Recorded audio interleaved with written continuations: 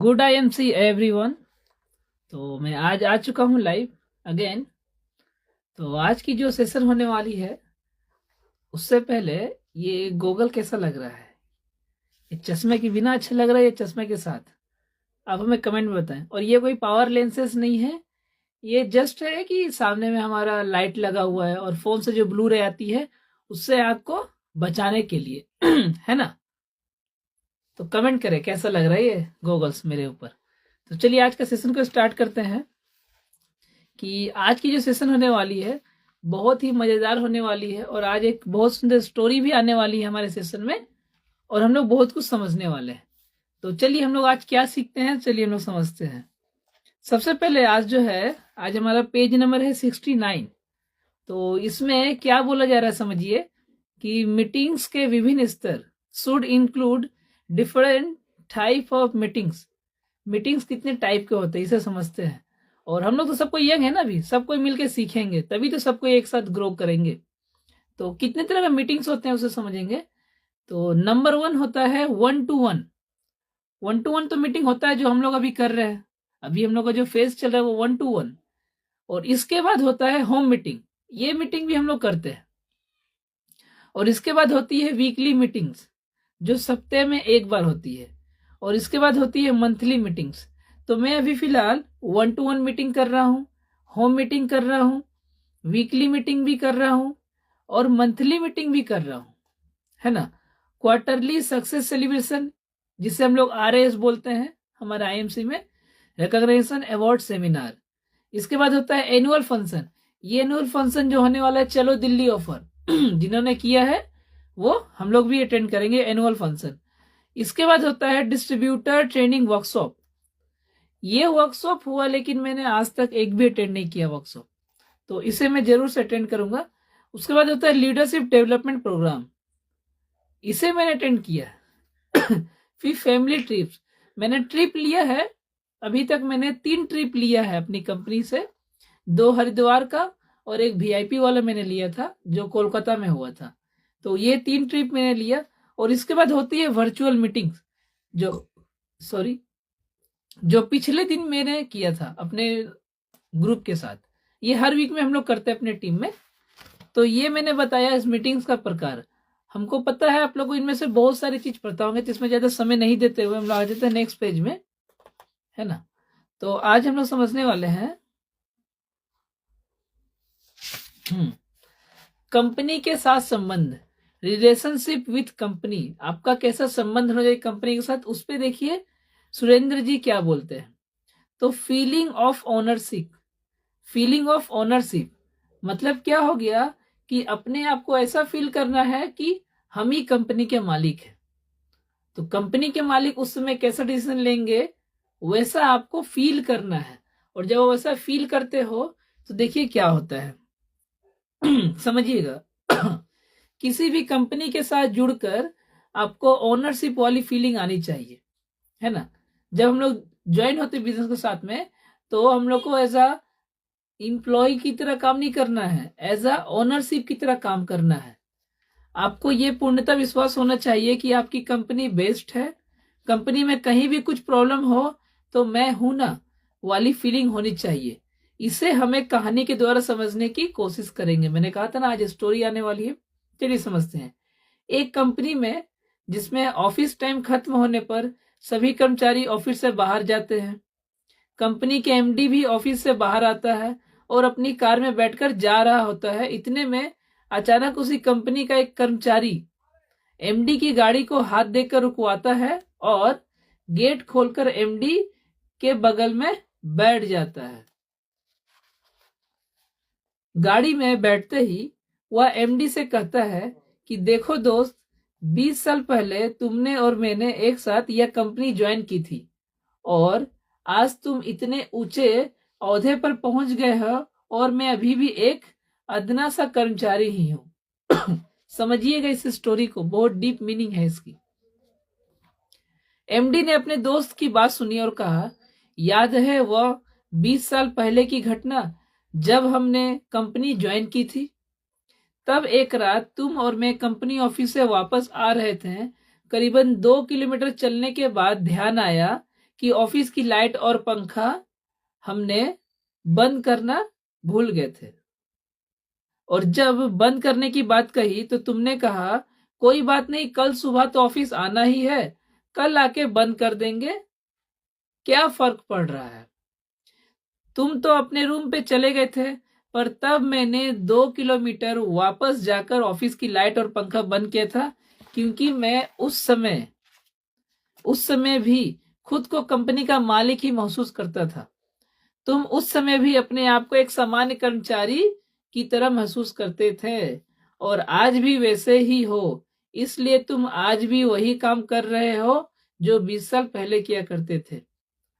हमें अपनी कंपनी के प्रति अपना नजरिया एक ओनरशिप वाला रखना चाहिए, तभी हम आगे बढ़ पाएंगे। मैंने जब डायरेक्ट सेलिंग में शुरुआत की थी, तब मेरी अपलाइन हमेशा मेरी सराहना करते थे, क्योंकि उन्होंने मुझे कभी अपनी कंपनी के प्रति नेगेटिव होते नहीं देखा। तब तो मैं एक बिगिनर लेवल का डायरेक्ट सेलर था। उस समय भी मैं ओनरशिप को समझता था, और यही फीलिंग मुझे यहां तक लेके आई। सेकेंड पॉइंट है अपने कंपनी के साथ कैसा रिलेशनशिप होना चाहिए। इस टॉपिक पे सेकेंड पॉइंट क्या है, देखिए, be an advocate for the company. एक वकील की तरह आपको अपनी कंपनी की हमेशा पैरवी करनी चाहिए। अगर आपकी कंपनी किसी एक पॉइंट पर गलत भी है तो पब्लिक में मत बोलिए, बल्कि आंतरिक रूप से उसका समाधान निकालिए। और तीसरा नंबर जो पॉइंट है, नो कंपनी इज परफेक्ट। यहां तक कि परफेक्ट तो दुनिया में कुछ भी नहीं है। इस जहां में किसी को मुकम्मल जहां नहीं मिलता, किसी को जमी तो किसी को आसमान नहीं मिलता। कितनी अच्छी शायरी है। मैं इन लाइनों से पूरी तरह सहमत हूं। अगर कंपनी ठीक ठाक है तो उसी में टिके रहिए, क्योंकि डायरेक्ट सेलिंग टिके रहने का बिजनेस है। हाँ, अगर कहीं कुछ गलत है तो उसे सुधारने की बात कीजिए, अपने पूरे एफर्ट्स लगाइए। जब तांगे में जुड़े हुए घोड़े का ध्यान इधर उधर होने लगता है तो उसका मालिक घोड़े की आंखों के ऊपर ब्लिंकर्स मतलब नजरबंद लगा देता है, ताकि उसको सिर्फ अपना रास्ता दिखे और वह फोकस के साथ उसी और चलता जाए। हमें भी अपनी आंखों पर ऐसा ही काल्पनिक नजरबंद लगाना चाहिए, ताकि हम अपनी पूरी ऊर्जा काम पर लगा सकें, वह जल्दी अपने लक्ष्य को प्राप्त कर सके। मैं अपने आप को बहुत सौभाग्यशाली मानता हूं कि मुझे पहली बार में ही एक अच्छी डायरेक्ट सेलिंग कंपनी मिल गई थी, जिसमें मैं पिछले 22 वर्षों से जुड़ा हुआ हूं। ये लाइन मैं नहीं बोल रहा हूं, इस किताब के लेखक बोल रहे हैं, क्योंकि मुझे 22 साल थोड़ी हुआ है, मेरा भी उम्र ही 25 साल हो रहा है। एक ही कंपनी में लगातार टिक के काम करने की वजह से पैसों के साथ विशेष सम्मान भी मिला है। आप अगर एक कंपनी में टिके रहते हैं तो आपको इनकम तो मिलता है, लेवल तो मिलता है, और आपका एक सोसाइटी में, एक मार्केट में बहुत अच्छा एक रेस्पेक्ट भी मिलता है आपको। अपनी कंपनी के अंगद बन जाओ। अंगद, आप लोग को याद है अंगद कौन है? अंगद रामायण में थे। देखिए, भगवान राम अपनी सेना के साथ लंका पहुंच गए हैं और ये तय है कि युद्ध होगा। फिर भी युद्ध रोकने के लिए वो एक अंतिम प्रयास करते हैं। वह अंगद को अपना शांति दूत बनाकर रावण के पास भेजते हैं। अंगद रावण की सभा में भगवान राम का संदेश सुनाते हैं, अगर आप सीता माता को लौटा देते हैं तो हम वापस चले जाएंगे, युद्ध नहीं होगा, वह बड़ी हानि होने से बच जाएगी। रावण अंगद का उपहास करता है और कहता है वह बंदरों व भालुओं की सेना से नहीं डरते। अंगद कहता है, महाराज, माना आप बहुत शक्तिशाली हैं, लेकिन आप हमें कम ना आके। ये कहकर रावण की सभा में अपना पैर जमा देता है और कहता है, अगर आपकी सभा में कोई भी इस पैर को हिला देगा तो हम हार मान लेंगे। कोई भी उस पैर को हिला नहीं पाता है, बस आपको अपनी कंपनी का अंगद बनना है, बाकी काम अपने आप हो जाएगा। तो देखिए कितना सुंदर पॉइंट इसमें लिखा हुआ है कि हमें अपनी कंपनी का अंगद बनना है, हमें अपनी कंपनी में सबसे पहले टिके रहना है, और जो टिकेगा वही सीखेगा, और जो सीखेगा वही जीतेगा। चलिए, अब मैं बता रहा हूं कि ये आज मैंने बहुत शॉर्ट में ही बहुत डीप नॉलेज दे दिया आप लोग को इसे सब कोई को अब सिर्फ नॉलेज की तरह रखना नहीं है, इसको एक्सेप्ट करना है और ओनरशिप वाली फीलिंग को फील करना है। अब मैं आपको बता रहा हूं कि कुछ अभी एक बहुत सुंदर मुझे रिजल्ट मिला। मैंने लगभग 2% को, जिनका 1% का घुटने का बहुत ज्यादा दर्द था और उन्हें ऑपरेशन लिखा हुआ था नी रिप्लेसमेंट का। मैं किसी को छोटा या बड़ा नहीं कर रहा हूं, उनका नी रिप्लेसमेंट का ऑप्शन दे दिया गया था कि आप इसके अलावा और कोई आपके पास ऑप्शन नहीं है। और उनको चलने में काफी पेन होता था, बहुत तकलीफ होता था। तो उन्हें जब हम लोगों ने प्रिस्क्राइब किया आईएमसी के प्रोडक्ट्स को, तो वो बोले कि मैं सब कुछ तो परचेस नहीं कर पाऊंगा, मेरी आर्थिक स्थिति थोड़ी सी कमजोर है। तो उन्होंने सिर्फ और सिर्फ एक नोनी जूस को इस्तेमाल किया। और नोनी जूस को जब उन्होंने खरीदा तो मुझे लगा कि उतना बेनिफिट उन्हें मिलेगा ही नहीं मिलेगा, लेकिन मैंने बोला कि इससे बेनिफिट आपको जरूर मिलेगा। और ठीक 1 मंथ के बाद उनका वापस कॉल आता है कि सर मुझे और वो जूस चाहिए, वो जूस बहुत सुंदर काम कर रहा है, मेरा पेन को 20% तक मुझे रिलीफ मिला है। तो आप सोच के देखिए कितनी बड़ी बात है कि जहां पे एक डॉक्टर ने नी रिप्लेसमेंट का बात कह दिया था, वहां पे सिर्फ हमारा नॉनी जूस वर्क करना शुरू कर दिया है। तो ऐसा नहीं है कि नॉनी जूस पीने के बाद पूरा आपका तुरंत कंप्लीट हो जाएगा, उसे हमें रेगुलर करना पड़ेगा, रेगुलर करना पड़ेगा, कुछ योग करना पड़ेगा, तब जाके आपको रिजल्ट मिलता है। सेकेंड, मैंने एक और जन को दिया था, उनका क्या केस था, उनका पैर में दर्द भी था और हाफ पैरालिसिस बोल सकते हैं आप। उन्हें हम लोगों ने कैल्शियम माने कैल्डी और आपका हो गया सेकेंड एलोनोनी जूस, पेनेवे ऑयल और तुलसी, उन्हें ये 4 हम लोगों ने प्रोडक्ट दिया था। उन्हें वो यूज किए और उन्होंने आज हमें कॉल किया ठीक 1 महीने के बाद, और उनके पास भी नोनी का बहुत सुंदर रिजल्ट आया। मतलब पेन में नोनी बड़ा सुंदर काम कर रहा है। नोनी जूस आप लोग यूज कर सकते हैं, बहुत सुंदर काम कर रहा है। और इससे 1 साल पहले भी मैंने नोनी जूस चलाया था एक जन को, और उसके साथ लिप के सिरप भी, टेबलेट भी दिया था। तो वो बैठ नहीं पाते थे, वो भी प्रॉब्लम उनका मैंने सॉल्व किया। इसके बाद मैंने लेडी प्रॉब्लम व्हाइट डिस्चार्ज को भी मैंने सॉल्व किया। किससे? तो वीट गोल्ड टेबलेट, प्यारी सहेली सिरप और लिप के सिरप से और तुलसी से। इससे मैंने वो भी शुरू किया। हालांकि वो यंगेस्ट गर्ल है, ज्यादा उनकी एज नहीं है, वो 10th में भी पढ़ रही है, उनका सॉल्व मैंने किया। और ऐसा अभी मेरे पास ज्यादा मैंने नहीं सॉल्व किया हूं, मैं भी सीख रहा हूं। तो इन इन चीज पे मुझे रिजल्ट मिला है। और मैंने एक बहुत सुंदर रिजल्ट देखा एलोवाइकल का। वो मैंने पूछा एक पर्सन से जो परचेस कर रहे थे, एलोवाइकल का बहुत ही सुंदर रिजल्ट है। फील्ड में आप एलोवाइकल पे काम कर सकते हैं। एलोवाइकल पे आप जब काम करने के लिए जाते हैं, नॉर्मली क्या होता है कि आपके पास बहुत सारी प्रोडक्ट्स है, health care, skin care, personal care. तो होता क्या है, हम लोग सबको लेकर के एक साथ चलते हैं। तो हमारे पास जो प्रॉब्लम आती है कि टारगेट ऑडियंस वो मिल नहीं पाता है, जिससे हम लोग कंफ्यूज रहते हैं। और इसी कंफ्यूजन में बहुत लोग स्ट्रगल नहीं कर पाते हैं और सिस्टम को छोड़ के सिस्टम को क्विट कर देते हैं। अब अगर आप यहाँ शांत से बैठ करके सोचोगे कि ठीक कैसे करना है, ये जिम्मेदारी अगर आप लेते हैं कि अपनी लाइफ को मुझे खुद ठीक करना है और कहाँ कमी है उसे देखना और उसे पूरा करना है, तब आपका दिमाग खुलता है। क्योंकि दिमाग में प्रेशर चाहिए, दिमाग में थोड़ा प्रेशर लेना पड़ेगा, मेडिटेशन करके प्रेशराइज करना पड़ेगा, तब जाके आपका मन आपको उत्तर देगा, आपकी गलती को दिखाना शुरू करेगा। तो इसलिए हम लोग किसी एक प्रोडक्ट्स को लीजिए और सोचिए आप, या गूगल का सहारा लीजिए, चैट जीपीटी का सहारा लीजिए कि ये जो प्रोडक्ट है इसका टारगेट कस्टमर कौन है, कौन कौन हो सकते हैं।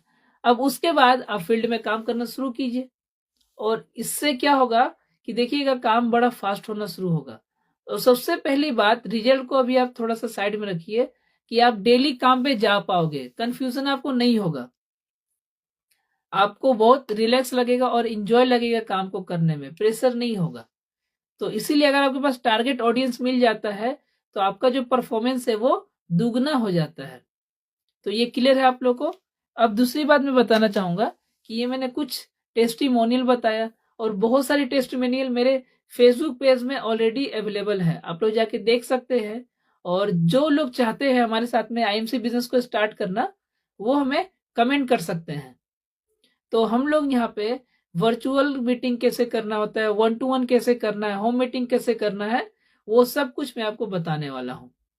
और सबसे बड़ी बात कि हम लोग को क्या करना है, थोड़ा सा रिलैक्स भी होना है।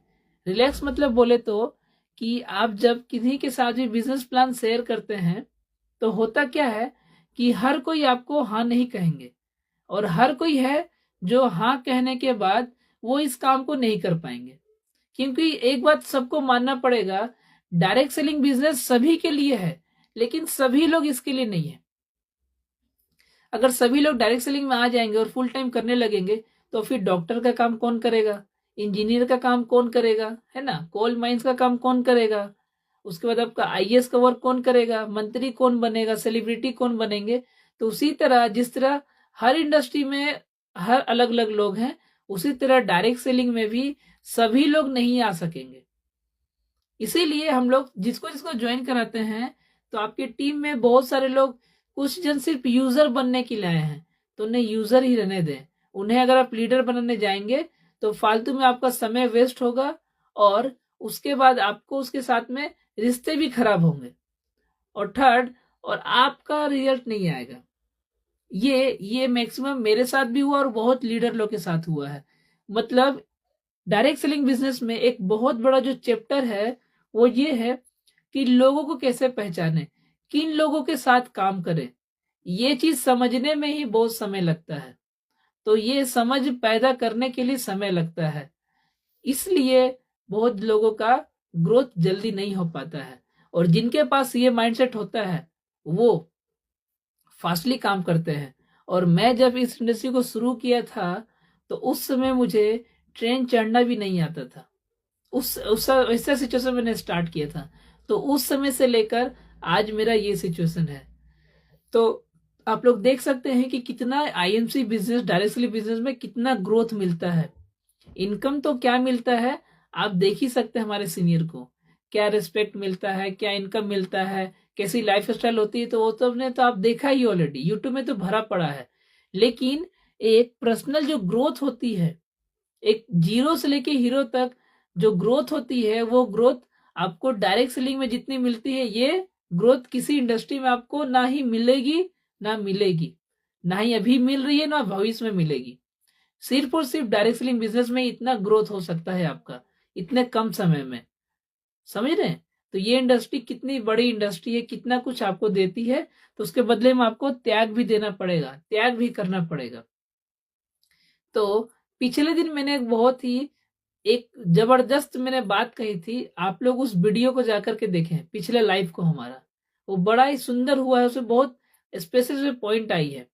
और अभी हमारे पास में काफी सारी बुक्स है जिसे और हम लोग पढ़ने वाले हैं, और जल्दी जल्दी कम करने वाले हैं। मतलब नॉलेज का भंडार आने वाला है, और इस नॉलेज को हम लोग को सिर्फ समझना नहीं है, लोगों तक पहुंचाना भी है। अगर आपको हमारी वीडियो में कोई भी पॉइंट अच्छी लगती है तो उसे अपने डाउनलाइन के साथ शेयर आप कर सकते हैं, जिससे क्या होगा कि जब आप नॉलेज को शेयर करते हैं तो आपका नॉलेज बढ़ता है। मतलब कि नॉलेज को बांटने से नॉलेज कम नहीं होता, नॉलेज बढ़ता है। जो ट्यूशन टीचर जब अपने बच्चे को पढ़ाते हैं तो उनका खुद का कॉन्फिडेंस बढ़ता है और उस नॉलेज पे अच्छा पकड़ बनता है। उसी तरह डायरेक्ट सेलिंग भी जब आप किसी को नॉलेज देते हैं तो आपकी नॉलेज बढ़ती है। तो इसलिए मैं बोल रहा हूं कि मैं खुद पहले बुक रीडिंग नहीं किया करता था, तो अब लाइव में जब मैं आकर के आप लोगों को बता रहा हूं तो बुक रीडिंग करना मेरा एक काम बन गया है, वर्क बन गया है। तो इसी के साथ आज की लाइव को हम लोग इतना ही देर तक रखते हैं, तो और भी अच्छी अच्छी पॉइंट्स को मैं लेकर आने वाला हूं नेक्स्ट लाइव में। तब तक के लिए जय हिंद, जय Bharat, take care, good IMC.